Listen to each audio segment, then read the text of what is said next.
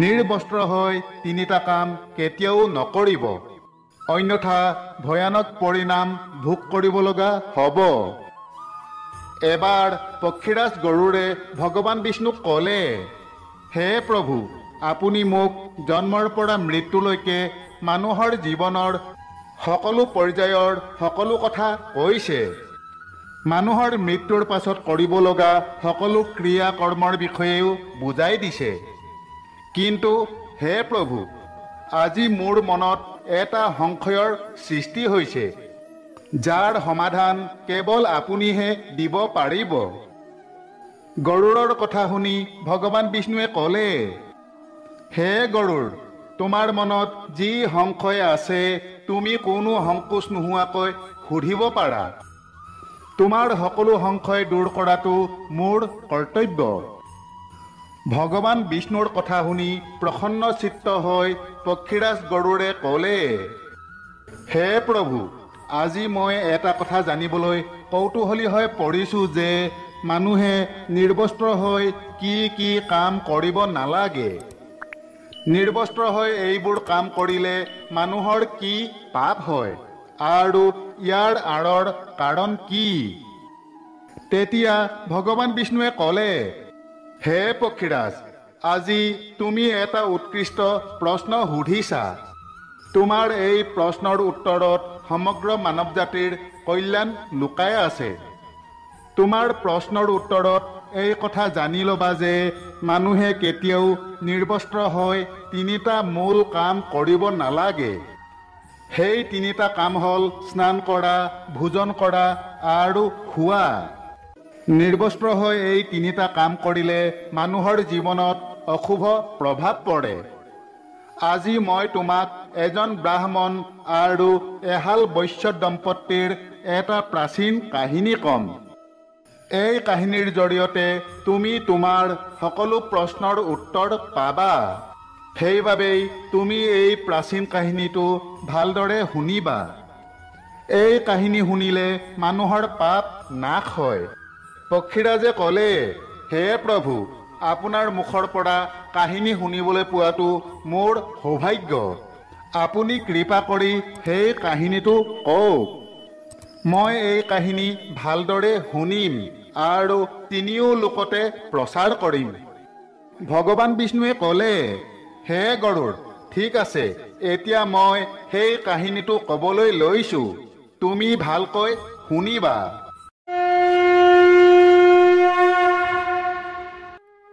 প্ৰাচীন কালৰ কথা। মধ্য দেশত এখন বৰ ধুনীয়া নগৰ আছিল। সেই নগৰত দেৱশৰ্মা নামৰ এজন বিদ্বান ব্ৰাহ্মণ বাস কৰিছিল। তেওঁ 4 বেদ তথা সকলো শাস্ত্ৰ অধ্যয়ন কৰিছিল। সেই ব্ৰাহ্মণে সদায় ভাগৱত গীতা পাঠ কৰিছিল। ব্ৰাহ্মণ দেৱশৰ্মা ভগৱান বিষ্ণুৰ এক মহান ভক্ত আছিল। তেওঁ সদায় বিষ্ণুক পূজা কৰিছিল। এদিন ব্ৰাহ্মণ দেৱশৰ্মা তীৰ্থ কৰিবলৈ বুলি ঘৰৰ পৰা ওলাই গৈছিল। তেওঁ ভাত ৰান্ধি খাব পৰাকৈ কেইটামান চাউলো লগত লৈ গৈছিল। দেৱশৰ্মাই তীৰ্থস্থানলৈ যাবলৈ ঘন অৰণ্যৰ মাজেৰে খোজকাঢ়ি যাবলৈ ধৰিলে। বহু সময় খোজকাঢ়ি যোৱাৰ পাছত দেৱশৰ্মাই হাবিৰ মাজত অৱস্থিত এটা জলাশয়ৰ ওচৰ পালেগৈ।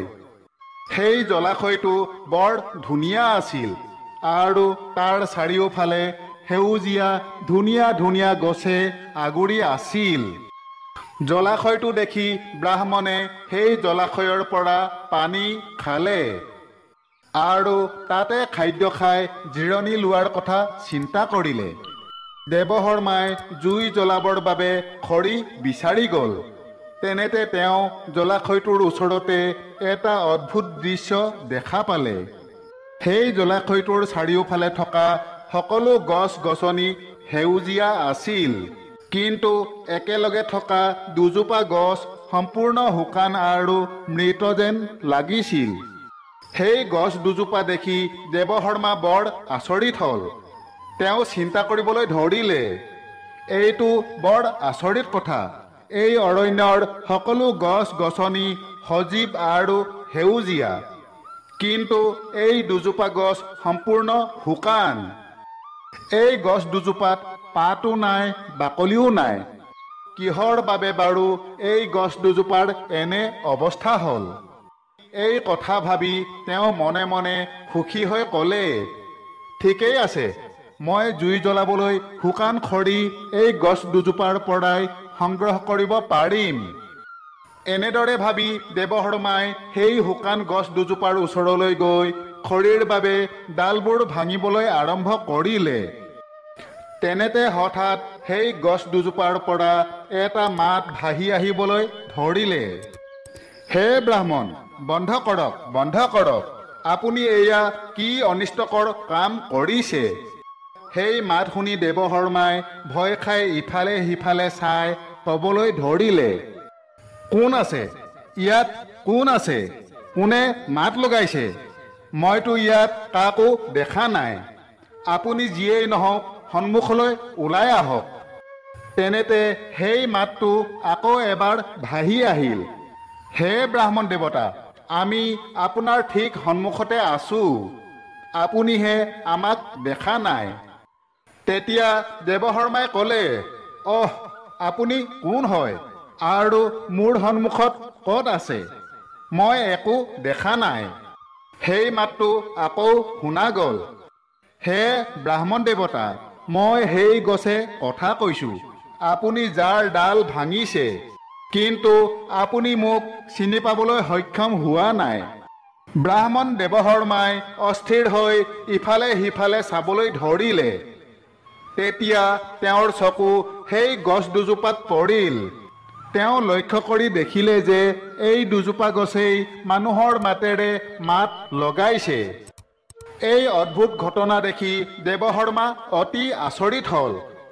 তেতিয়া তেওঁ ভাবিবলৈ ধৰিলে, এইটো বৰ আচহুৱা কথা। এই মৃত শুকান গছবোৰে মানুহৰ মাতেৰে কথা কৈছে। ভগৱানৰ এইটো কেনে অদ্ভুত লীলা। তাৰ পাছত দেৱশৰ্মাই সেই মৃত গছ দুজোপাক ক'লে, হে বৃক্ষ, আপুনি কোন হয় আৰু কেনেকৈ মানুহৰ মাতেৰে কথা ক'ব পাৰিছে? আৰু আপুনি বৃক্ষৰ দেহ কেনেকৈ পালে? ওচৰত ইমান ডাঙৰ জলাশয়টো থকাৰ পাছতো আপুনি কেনেকৈ শুকান হৈ পৰিল? অথচ বাকী সকলো গছ গছনি সেউজীয়া। এইটো কেনেকৈ সম্ভৱ? দেৱশৰ্মাৰ কথা শুনি গছ দুজোপাই ক'বলৈ ধৰিলে, হে ব্ৰাহ্মণ দেৱতা, আমাৰ কৰ্মৰ বাবেই আমাৰ এনে অৱস্থা হৈছে। আমাৰ পূৰ্বৰ জন্মত কৰা পাপৰ পৰিণতি আমি ভোগ কৰি আছো। দেৱশৰ্মাই ক'লে, হে বৃক্ষ, অনুগ্ৰহ কৰি আপুনি আপোনাৰ আগৰ জন্মৰ কাহিনীটো কওকচোন। আপুনিনো এনে কি পাপ কৰিলে যাৰ পৰিণামস্বৰূপে আজি এনেদৰে শুকান বৃক্ষ হৈ থাকিব লগা হৈছে? তেতিয়া সেই বৃক্ষই ব্ৰাহ্মণ দেৱশৰ্মাৰ আগত নিজৰ পূৰ্বজন্মৰ কাহিনী ক'বলৈ আৰম্ভ কৰিলে। হে ব্ৰাহ্মণ দেৱতা, এতিয়া আপোনাৰ আগত আমাৰ পূৰ্বজন্মৰ কাহিনী কওঁ শুনক। পূৰ্বজন্মত মই ধনেশ্বৰ নামৰ এজন বৈশ্য আছিলোঁ আৰু এইজনী আছিল মোৰ পত্নী দুৰ্মতি। আমি দুয়ো কাঞ্চীপুৰীত বাস কৰিছিলোঁ। তেতিয়া মোৰ স্বভাৱ অত্যন্ত দুষ্ট আৰু নিষ্ঠুৰ আছিল। মই মানুহক সুদলৈ টকা ধাৰ দি ধন উপাৰ্জন কৰিছিলোঁ। মোৰ পত্নীও অতি নিষ্ঠুৰ আৰু দুষ্ট স্বভাৱৰ আছিল। ঘৰলৈ অহা অতিথিসকলক তেওঁ কেতিয়াও সন্মান কৰা নাছিল। আমি কেতিয়াও কোনো দান ধৰ্ম কৰা নাছিলোঁ। সদায় নিঃস্ব আৰু দুখীয়া মানুহক হাৰাশাস্তি কৰিছিলোঁ। সেই সময়ত আমাৰ এটাই দুখ আছিল যে আমাৰ কোনো সন্তান নাছিল। আমি দুয়ো সন্তান জন্ম দিবৰ বাবে সম্ভোগ কৰিছিলোঁ। আমি সদায় নিৰ্বস্ত্ৰ হৈ গা ধুইছিলোঁ, নিৰ্বস্ত্ৰ হৈয়ে ভোজন কৰিছিলোঁ আৰু তাৰ পাছত নিৰ্বস্ত্ৰ হৈ থাকিয়ে শুইছিলোঁ। বহু বছৰ ধৰি সম্ভোগ কৰাৰ পাছতো আমাৰ কোনো সন্তান জন্ম নহ'ল আৰু সেয়েহে আমি সন্তান সুখ নাপালোঁ। মই কেতিয়াও পূৰ্বপুৰুষৰ বাবে শ্ৰাদ্ধ কৰা নাছিলোঁ, যাৰ বাবে মোৰ সকলো পূৰ্বপুৰুষৰ খং উঠিছিল। মোৰ মনটো সদায় কাম বাসনাৰে ভৰি আছিল। আমি পতি পত্নী দুয়োজনেই দিনে নিশাই যৌন সম্পৰ্ক স্থাপন কৰিছিলোঁ। সদায় নিৰ্বস্ত্ৰ হৈ গা ধুই ভোজন কৰি নিৰ্বস্ত্ৰ হৈয়েই শুইছিলোঁ, যাৰ বাবে সকলো দেৱী দেৱতা আৰু পূৰ্বপুৰুষসকল আমাৰ ওপৰত ৰুষ্ট হৈ পৰিছিল। এনেদৰে বহু বছৰ পাৰ হৈ যোৱাৰ পাছত আমি সন্তান লাভৰ কামনাৰে তীৰ্থযাত্ৰা কৰিবলৈ ওলালোঁ। যাত্ৰাকালত বাটতে পোৱা এখন নদীত আমি উলংগ হৈ গা ধুইছিলোঁ আৰু সেই নদীৰ পাৰতে আমি উলংগ হৈ যৌন সম্ভোগ কৰিছিলোঁ। দুৰ্ভাগ্যবশতঃ সেই নদীতে ডুব গৈ আমাৰ দুয়োৰে মৃত্যু হ'ল। আমাৰ মৃত্যুৰ পাছত যমৰাজৰ দুজন দূত আমাক লৈ যাবলৈ সেই ঠাইত আৱিৰ্ভাৱ হ'ল। সেই দূতে আমাক ধৰি বান্ধি যমপুৰীলৈ লৈ গ'ল। যমপুৰীৰ দৃশ্য অতি ভয়ংকৰ আছিল। যমৰাজ এখন বিশাল সিংহাসনত বহি আছিল আৰু তেওঁৰ ওচৰতে চিত্ৰগুপ্ত বহি আছিল, যিয়ে যমপুৰীলৈ অহা লোকসকলৰ পাপ পুণ্যৰ হিচাপ ৰাখিছিল। যেতিয়া মোৰ পাল আহিল, তেতিয়া যমৰ দূতে মোক যমৰাজৰ সন্মুখত থিয় কৰাই দিলে। মোক দেখি চিত্ৰগুপ্তই যমৰাজক ক'বলৈ ধৰিলে, হে ধৰ্মৰাজ, এই বৈশ্যই জীৱনত কেতিয়াও কোনো পুণ্য কৰ্ম কৰা নাই। তেওঁ সদায় পূৰ্বপুৰুষক অনাদৰ অসন্মান কৰি আহিছে। সদায় উলংগ হৈ গা ধুৱে, উলংগ হৈ ভোজন কৰে আৰু উলংগ হৈয়েই শুই থাকে। সেইবাবেই ই কেৱল নৰকলৈ যোৱাৰ যোগ্য। এইদৰে চিত্ৰগুপ্তই মোৰ কৰ্মৰ হিচাপ নিকাচ যমৰাজক ক'লে। তেতিয়া যমৰাজে মোৰ ফালে চাই ক'লে, হে দুষ্ট, তুমি কেতিয়াও কোনো পুণ্য কৰ্ম কৰা নাই। তুমি সদায় উলংগ হৈ গা ধুই বৰুণ দেৱতাক অপমান কৰি আহিছা। উলংগ হৈ শুই থাকি পূৰ্বপুৰুষক অপমান কৰিলা আৰু উলংগ হৈ ভোজন কৰি তুমি খাদ্য অন্নকো অপমান কৰিছা। সেইবাবেই তোমাক নৰকত দিয়া হৈছে। এই বুলি কৈ যমৰাজে তেওঁৰ দূতসকলক মোক নৰকত পেলাই দিবলৈ আদেশ দিলে। মোৰ পাছত মোৰ পত্নীক যমৰাজৰ আগলৈ অনা হ'ল। তাইক দেখি চিত্ৰগুপ্তই ক'লে, হে ধৰ্মৰাজ, এই পাপী নাৰীয়েও স্বামীৰ দৰেই কোনো পুণ্য কৰ্ম কৰা নাই। তাইও সদায় উলংগ হৈ গা ধুইছিল, উলংগ হৈ ভোজন কৰিছিল, উলংগ হৈয়ে শুইছিল। তেওঁ সকলো দেৱী দেৱতা আৰু পূৰ্বপুৰুষক অপমান কৰিছে, গতিকে তেওঁ নৰকলৈ যোৱাৰ যোগ্য। এইদৰে যমৰাজে আমাৰ পাপ কৰ্ম দেখি আমাৰ দুয়োকে নৰকত ৰাখিলে। নৰকত শাস্তি ভোগ কৰাৰ পাছত আমি এই বৃক্ষৰ ৰূপত জন্ম পালোঁ। বৃক্ষৰূপে ডাঙৰ হৈ অহাৰ লগে লগে আমাৰ সকলো পাত সৰি পৰিল আৰু আমাৰ বাকলিও নষ্ট হৈ গ'ল। পূৰ্বজন্মত নগ্ন হৈ কাম কৰাৰ বাবে এই জন্মত বৃক্ষৰূপী দেহ উলংগ হৈ পৰিল। আমাৰ দেহৰ পৰা পাত আৰু ছাল বাকলি নাইকিয়া হ'ল আৰু আমি অনেক দুখ ভোগ কৰি আছোঁ। হে বিপ্ৰবৰ, আপুনি এই দুখৰ পৰা আমাক মুক্ত কৰিবলৈ কিবা এটা সমাধান বিচাৰি উলিয়াওক। এনেদৰে দুয়োৰে কথা শুনি ব্ৰাহ্মণ দেৱশৰ্মাৰ তেওঁলোকৰ ওপৰত বৰ কৰুণা উপজিল। তেতিয়া সেই ঠাইতে বহি দেৱশৰ্মাই ভগৱান বিষ্ণুৰ ওচৰত প্ৰাৰ্থনা কৰিবলৈ ধৰিলে আৰু গছ হৈ পৰা বৈশ্য আৰু তেওঁৰ পত্নীৰ পৰিত্ৰাণৰ কামনা কৰিলে। দেৱশৰ্মাই ক'বলৈ ধৰিলে, হে প্ৰভু, মোৰ ভাগৱত গীতা পাঠৰ পুণ্য মই এই বৈশ্য স্বামী স্ত্ৰীসকলক প্ৰদান কৰিছোঁ।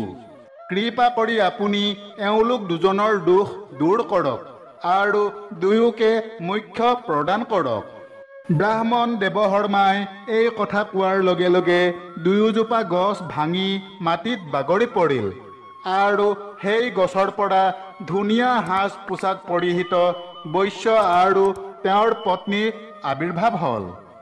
তেনেতে সেই স্থানত ভগৱান বিষ্ণুৰ দুজন পাৰিষদ আবিৰ্ভাৱ হৈ বৈশ্য আৰু তেওঁৰ পত্নীক দিব্য বিমানত উঠাই দেৱলোকলৈ লৈ গ'ল। এইদৰে ভাগৱত গীতা পাঠৰ পুণ্য লাভ কৰি বৈশ্য আৰু তেওঁৰ পত্নী উভয়েই মোক্ষ লাভ কৰিছিল। ভগৱান বিষ্ণুৱে ক'লে, হে পক্ষীৰাজ, মানুহে কেতিয়াও উলংগ হৈ গা ধুব নালাগে, ভোজন কৰিব নালাগে, শুব নালাগে।